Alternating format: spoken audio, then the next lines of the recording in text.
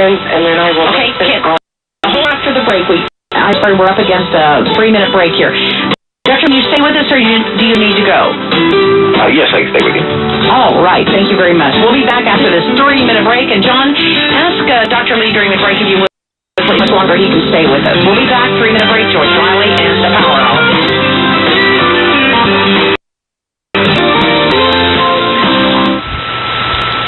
Hi, this is Joyce Riley, and most of you already know how Miracle 2 products think, oh, what'd he do? He didn't do anything. He's just a victim of tragedy or something. Well, this man was born, and so the apostle said, Rabbi, who sinned? This man or his parents for him to have been born blind? Have you ever thought of that? Huh? Have you ever said, how come I get all these crosses? I go to church, I don't kill anybody, I keep the commandments. So let me read that. Which also you have received, because you've received the gospel, and therefore, and wherein you stand, and which also you are saved. So we're not saved by anything except by hearing.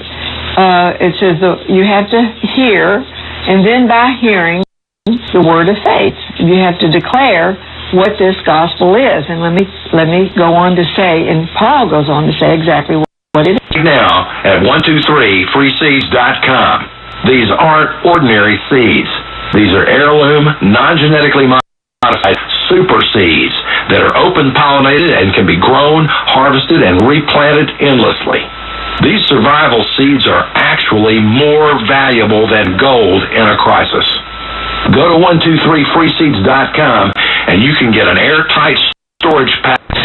But you don't necessarily have a tragedy happen because you're a sinner. Because things happen to us.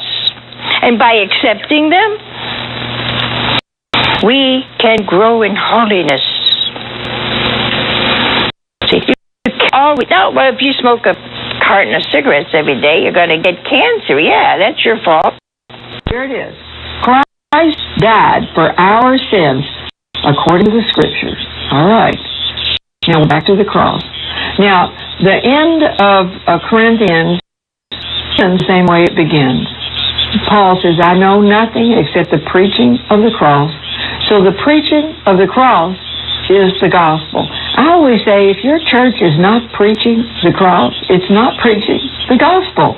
I don't care what it calls itself. If it's not preaching the